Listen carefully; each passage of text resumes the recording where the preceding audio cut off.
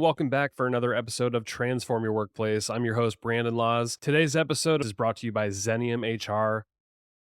Xenium has scalable and flexible HR that's going to meet you where you're at. We offer expertise and tons of HR services that are tailored to you as your needs evolve. This is a one-stop shop where you can get HR consulting, payroll processing, and benefits administration all under one roof. Learn more about Xenium at xeniumhr.com. All right, today's episode is a must listen for anyone trying to figure out how to engage and retain the next generation of talent, Gen Z. My guest today is Kat Walsh, a self-proclaimed Gen Z-ologist who spent years studying this generation and what makes them tick. In this conversation, we get into what Gen Z really wants from their careers, how to communicate with them effectively, and some surprising misconceptions employers have about this group. Enjoy the conversation with Kat Walsh.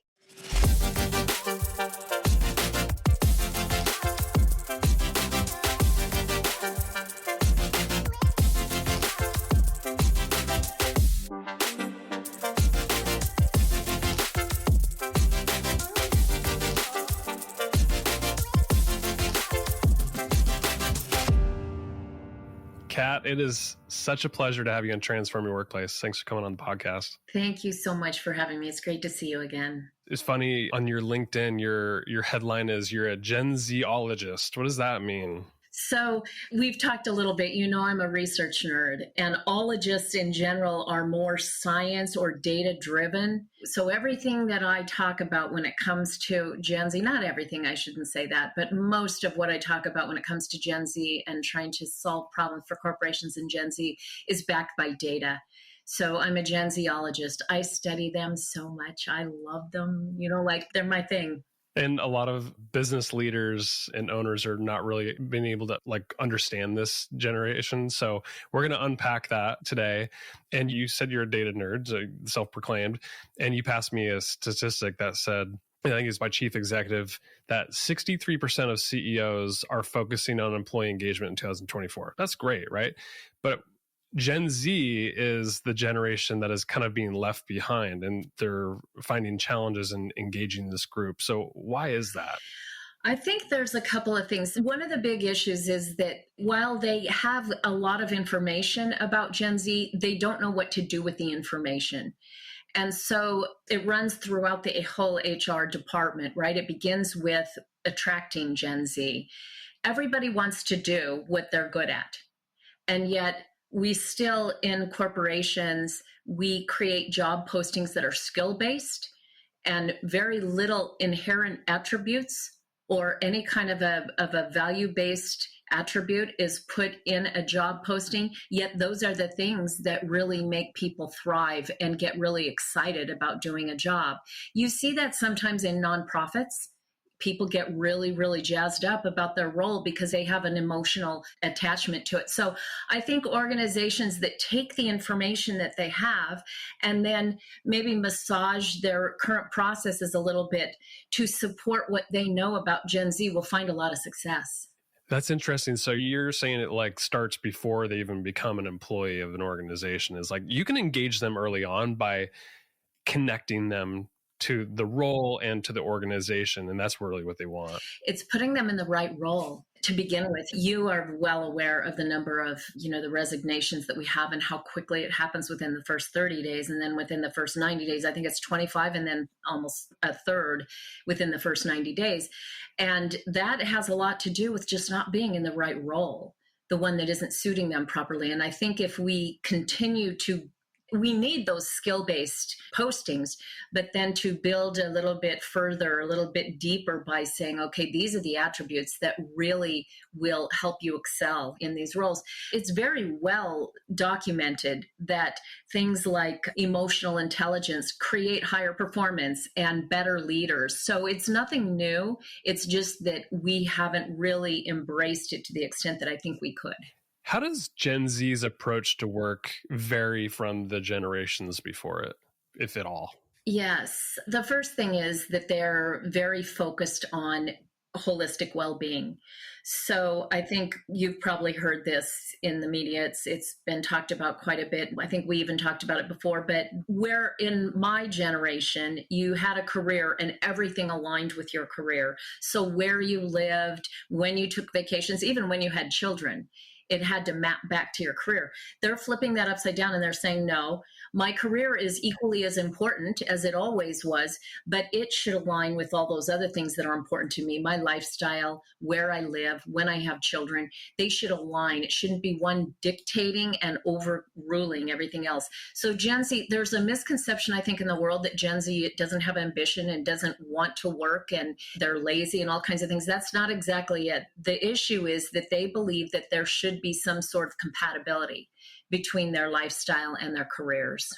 They really, really highly value learning and development. 84% of Gen Z thinks that learning and development is as important or more important than a job title or a promotion.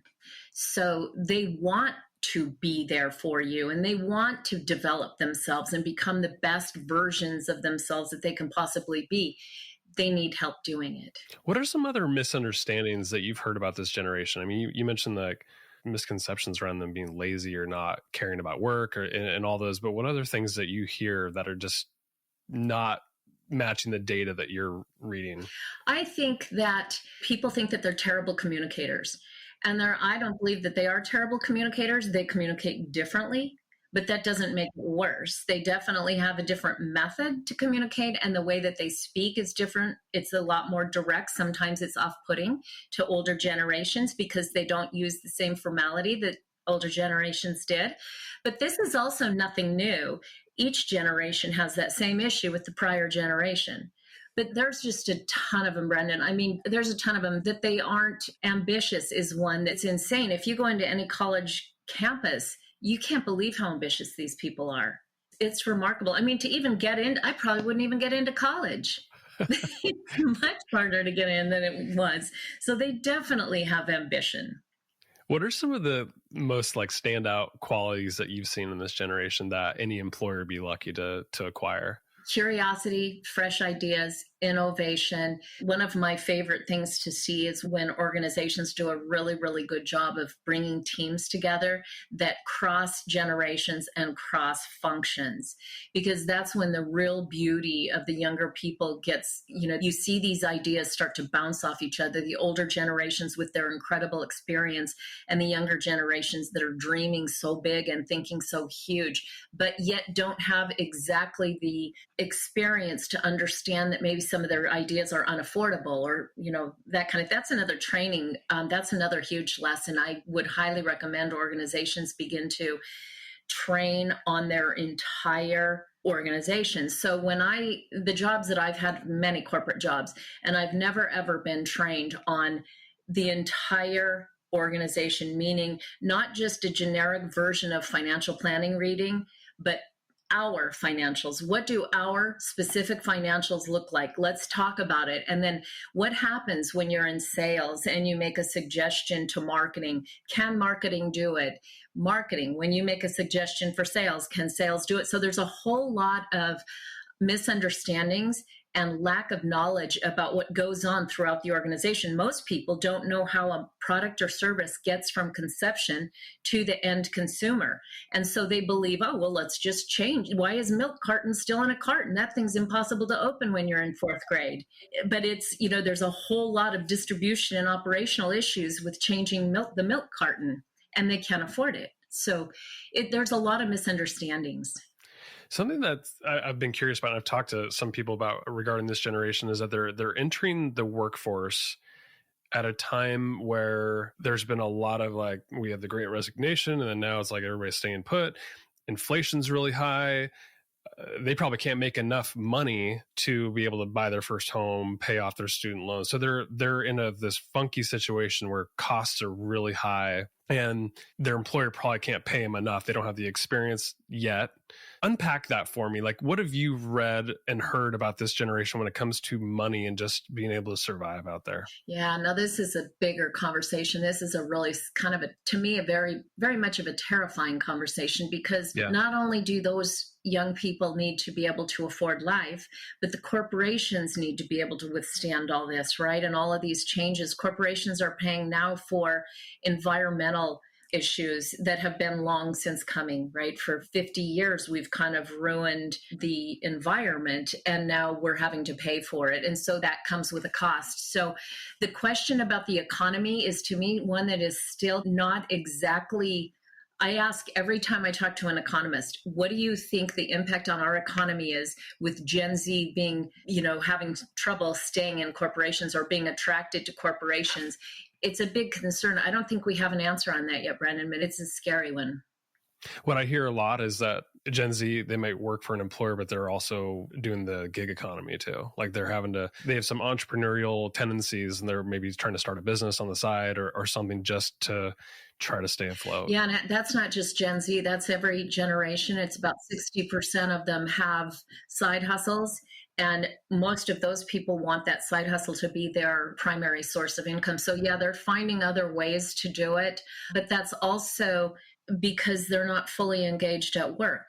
So they're looking for other outlets. There is definitely a finance piece of it, but there's a lot that will help if they're developed properly. It's not going to completely go away, the financial piece, but by improving their emotional, their mental, their physical well-being, they can be much more loyal than organizations think. Mental well-being is their top priority. They're very, very focused on mental well-being. So for you to have them feeling really happy and good and emotionally stable and trust that their managers are going to support them, it goes a long way. It really does. A lot of listeners of this podcast are HR professionals and leaders of organizations. And I like anybody, they're probably trying to figure out how to understand and communicate with this Gen Z. What advice do you have for managers and leaders who really want to connect with this generation? So that's the same thing that I think that we need to do for the Gen Z themselves, is start to boost their attributes. 46% say that their managers are not helping them at all with their career path. And over 60% say that they don't believe that their managers know how. And so, and I don't really agree with those numbers, but it's always about perception, right? So if they believe that, then that's true for them. And those are skills that can be learned. Emotional intelligence, empathy, listening skills, these are things that can be learned and taught. So management that really embraces learning those is going to go a lot further. That is true on the other side too. Gen Z helping or learning their own attributes, right? Learning how to strengthen their own attributes. One of the big things that I think going forward, I'd like to see more of is people owning their own career development. So instead of saying my manager doesn't do this and my HR people don't do this, teaching them, just like we do in healthcare, we were taught that we need to be our own evangelists and we need to, own our own healthcare. I think people need to take a lot more accountability for owning their own personal development and their own career path, instead of saying my manager doesn't help me. I mean, that isn't a good response in my mind.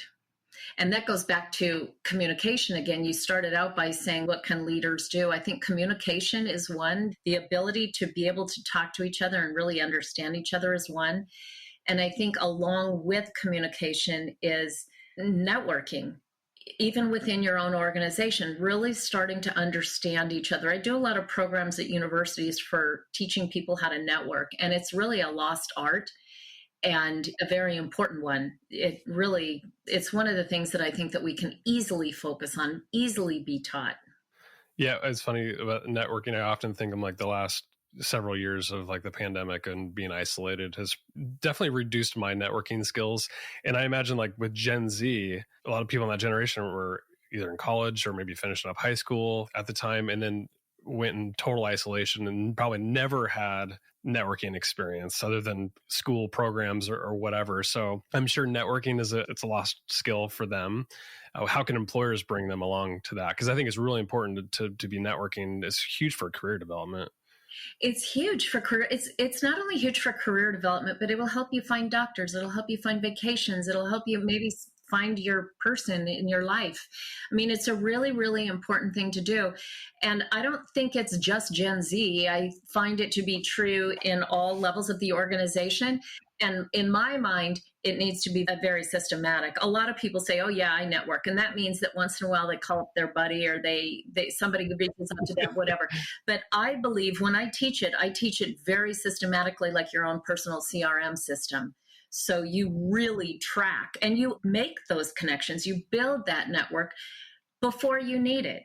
So you don't just go knocking on someone's door when you need help. You build it for years and years. And then when you do have a request, people are there for you. And the other thing people don't do very well is go back and thank people. Like, let's just say I was asking you for a contact for a new job.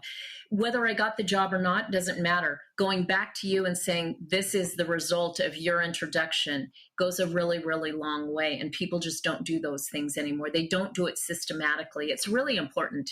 Yeah, that's well said. I think of my own tendencies too. I'm like, if I had a systematic approach to networking, I would probably be more effective and probably make a lot of new important relationships that I didn't have before. So Gen Z, get out there and network. Yes. Communication. So with communication with this generation, you said like the perception is that they're not good communicators, but you said they communicate just differently. What are their tendencies as far as communication so that way employers could really start to figure them out? Well, there's two sides to that. One is the technology that they use. So that's just, I think, a very obvious one. But the other is the form or the way that they communicate is much more straightforward. And though people think that Gen Z believes everything they read, it's not true. They are so suspicious and skeptical, and they will not believe you if you don't have some fact to support what you're saying. They just won't. And so and I don't think that's wrong. I mean, they are very good at getting to the real meat and potatoes, I guess, of a conversation. So they'll be direct about it. Sometimes that's not good, right? Because there is a place for being humble and being, I think it's 81% of Gen Z believes that they can write a self-help book. Yikes. I don't think we want Carnegie or Covey to hear that statistic. I mean, that's pretty scary. So when I say communication, I just mean open it up, have the conversations, get all generations in the room. And when something isn't clear, don't make assumptions, ask. Assumptions are the worst thing you can do. So getting a leader and a Gen Z together and having people make assumptions about each other is really dangerous. It's really about opening up communications, just like it is within a family or a friendship, any other relationship. Communication is really the headline for all relationships, right? Yeah, absolutely. What are some of the biggest red flags inside of an organization that would indicate that Gen Z is like not being engaged at the level that maybe other generations are? Oh, that's a really good question. I think that managers that are well trained in identifying and understanding those soft skills with their teams see them right away. And you can tell when somebody is pulling back or acting differently. It's just like with a child. You've got some kids. The minute you see them behaving differently, that's a sign. So it's not that on day one you're going to get it, but as you watch and you observe, when there's a big change, that's a sign that something's going on. And you really can tell. If you're an observant leader, observant manager, you can see it pretty quickly. I would imagine too, if you're having turnover with that generation or you can't acquire talent in that generation, that's a significant red flag, in my opinion. Yeah, that's definitely true. Yeah. And they are also your greatest evangelists. So when they stop talking about you and saying, I'm working for this company and posting things, that's another clear sign. You mentioned earlier that Gen Z is really known for valuing the work-life balance and putting their mental well-being at the forefront. So how can employers meet their needs on that? Like whether it means flexible work practices or benefits, or like what have you seen like cutting edge employers doing for this generation to make sure that they are meeting the needs on the work-life balance and mental health? There's a lot of ways to approach that. And one is through training on the attributes that boost emotional well-being. And there's a lot of them. Some of them are very obvious. Gratitude has been well documented as a way to boost emotional well-being. But there are some much more straightforward approaches too that actually can be very easily done through personal knowledge bases through AI too. That's not as complicated as I think some people think it is. It's very easily done. You can teach these people, anybody, to have their own personal AI, and then it tracks it, and then you see when it's coming, you see when there's a decline in it very quickly. But I have one client who has hired an on-staff psychiatrist. Actually, she's a psychiatrist, and she does once a month programs. And for somebody like me, it's a little terrifying. It's like, you're kidding me. I don't want to go in there and start confessing everything. But it's amazing how it's worked for this organization. It's the most well-received and highly populated program that they do. This woman has kind of celebrity rock star, pop star status at their organization because so many people from so many generations participate in her programs. So that's, I think, pretty progressive. You mentioned AI, and like I imagine this generation in particular is probably dabbling, if not going all in on some of the new technologies that are coming our way. Like, from what you've researched, how are putting tools like that into this generation's hands going to change the future of the workplace? So that's getting a little bit further out of my area when you start to ask about the workplace. When I think of it in terms of how does it affect the human population at the organization, I see a lot of incredible improvements that are being made. So let's just take gratitude for one. Gratitude journals are very well known. People understand what that is, so it makes an easy example. So you can create your own personal, I have one, it's my own personal GPT. And so everything that is fed into there, I've fed into there. So every response that I get from my chat answers based on its knowledge base that came from me. So if I say every second Tuesday of the month, how is my mood tracking on that day?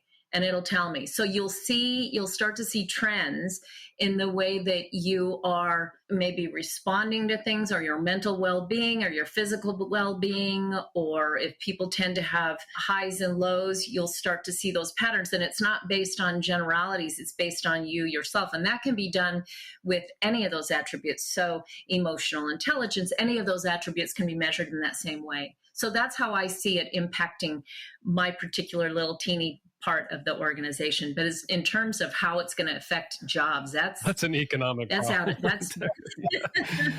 I'm always just curious, like how people who grew up with basically a device in their hands, like as technology is rapidly changing, I'm a upper millennial, so I remember a time where a lot of the stuff was analog, and then I grew up with so I have like a good view of both worlds, and I adapt really well to the changing times. Whereas like Gen Z has grown up with this stuff, and then all of us are kind of learning the AI stuff over the last couple of years. And I'm just wondering, because they are probably quicker to adapt to technology and use it to their advantage, both at work and in life, what they're doing with it right now, and how it's going to change their career development. So that is a really interesting question that I've been trying to research lately, and there isn't a whole lot of data on this yet. But my hunch is that when people say they're lazy or they want to get done, they only want to work 8 hours or 6 hours, it could be that they're more efficient than we ever were. Right. Yes. That's what I've been thinking too, because I'm like, I love technology. I use it throughout my day. I've been using AI for things that I used to do manually, and I'm able to get so much more done.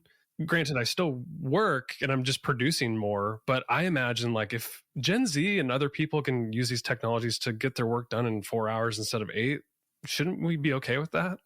Yeah. I wonder why. I mean, that's innovation, right? We're becoming more efficient, and there will be fallout from that. Maybe there won't be need to be as many people in the organization. There probably could be fallout from that, which again, that's something that we don't know yet, and I don't know how to even predict that. But I am watching it. I think it's really fascinating. Yeah.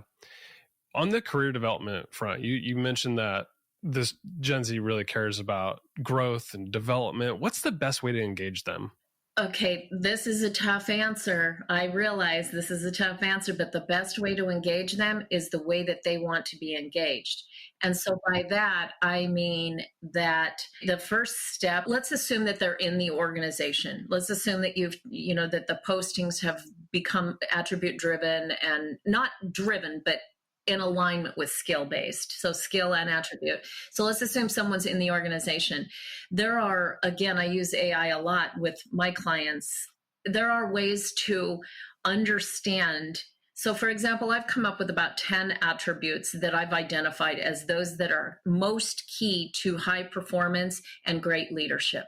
So testing on those attributes and saying, okay, well, some of them are very obvious, right? Confidence, people with confidence tend to be looked upon with a little bit more respect, which isn't always, they shouldn't necessarily always be treated that way, but that's sort of what happens.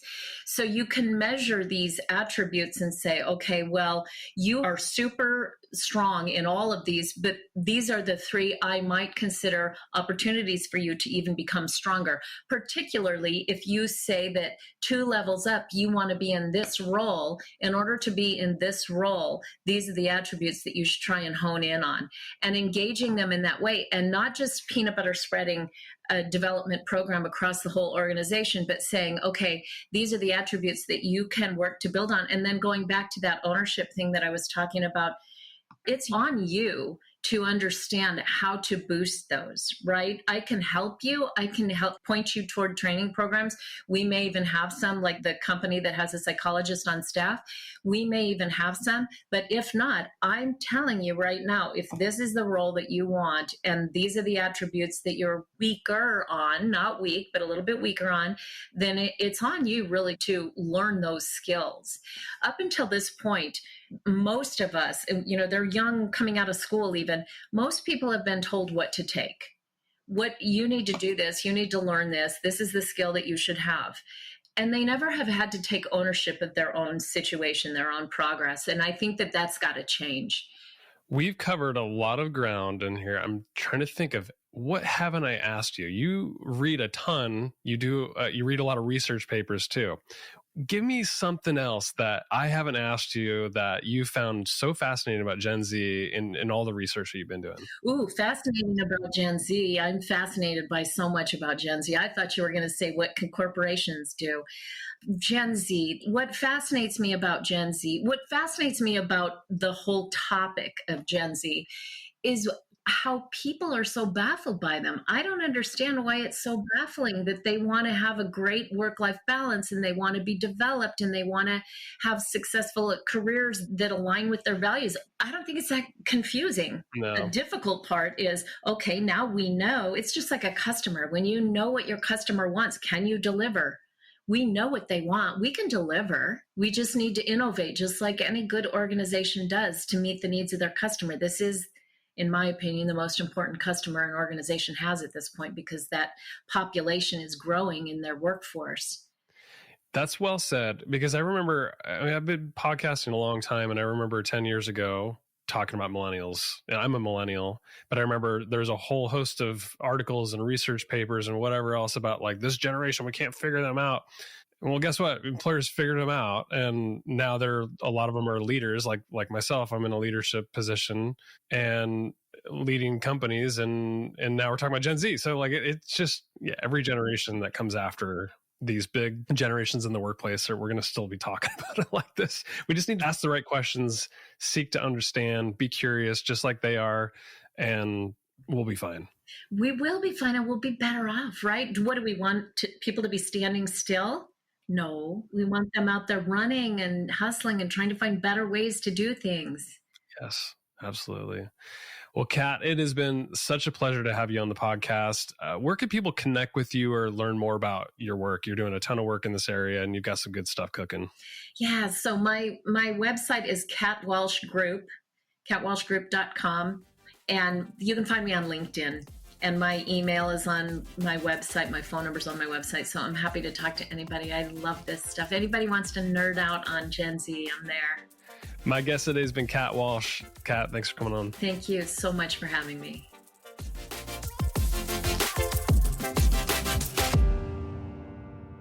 Hey, thanks so much for tuning in for today's episode of Transform Your Workplace.